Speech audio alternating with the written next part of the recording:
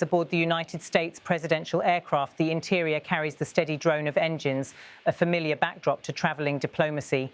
Reporters are gathered in a narrow cabin aisle, notebooks open, cameras lifted just above eye level, waiting for a statement that could signal a shift in international trade relations.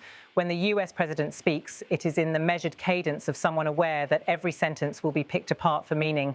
He says there are many issues to discuss. We have a lot of things to discuss, including our farmers. We have a lot of things to discuss. The various trade deals that have been made in the past, and some broken, some not broken, but we've got many, many things. I think it's going to turn out to be a very good meeting. The message is both cautious and optimistic. He is referring, although not by name in that moment, to the upcoming meeting with Brazil's President Luiz Inácio Lula da Silva, expected to take place in Malaysia on the sidelines of a regional summit. This is a meeting that only months ago would have sounded unlikely.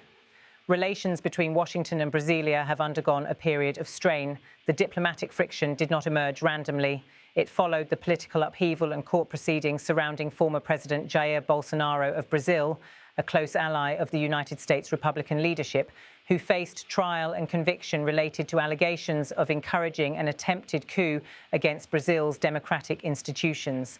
The United States responded with punitive tariffs of 50% on several Brazilian export sectors, particularly metals and agricultural products, a move that hit Brazilian businesses and trade networks hard.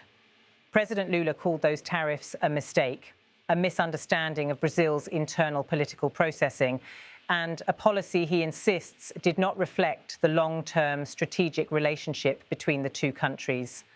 Yet until now, the path to reversing those tariffs had been unclear. That is partly why the Malaysia meeting has drawn so much international attention. It is not just a handshake moment, it is a negotiation table under diplomatic spotlight. I think those sanctions are going to be, they're very biting, they're very strong, but I'd like to see China help us out. I have a good relationship with as you know, President Xi, very good. We're going to be meeting. We'll have a good meeting. I'm pretty sure we're going to have a great meeting, maybe a great meeting.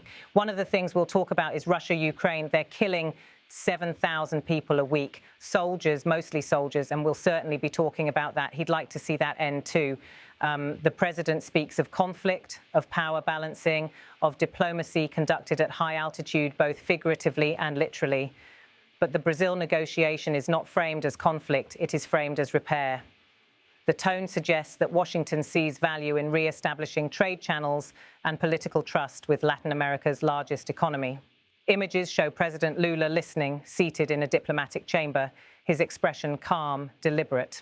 The camera lingers on him in medium frame, attentive, reflective, considering his words before speaking. When he does speak, his tone communicates that Brazil approaches this diplomatic reopening from a position of state stability and institutional continuity.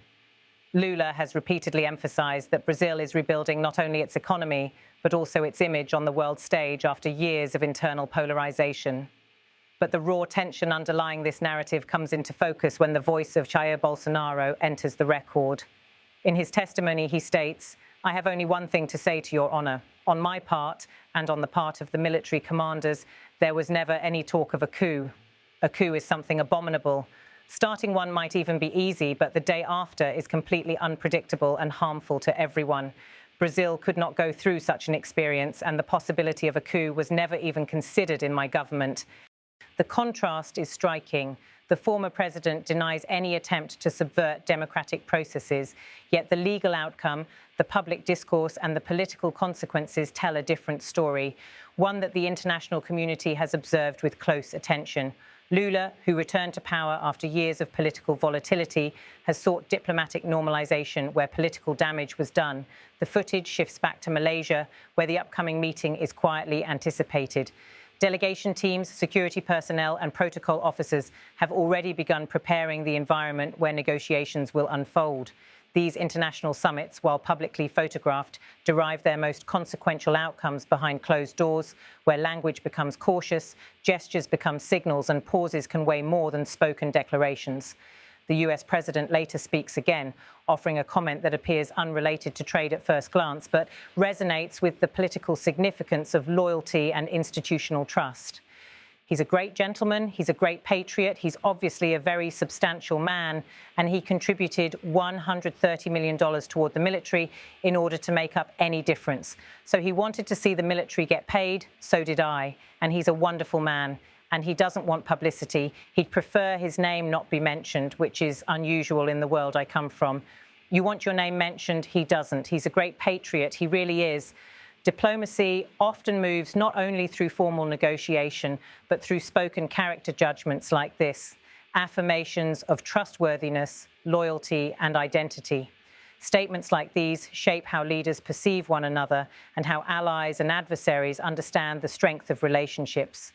Meanwhile, Brazil's approach remains consistent: rebuild international trust, re-enter global supply chains, and demonstrate institutional resilience. Lula has emphasized that trade is not simply commerce, it is symbolic. Restoring fair tariffs means revalidating Brazil's sovereign standing among global economic powers.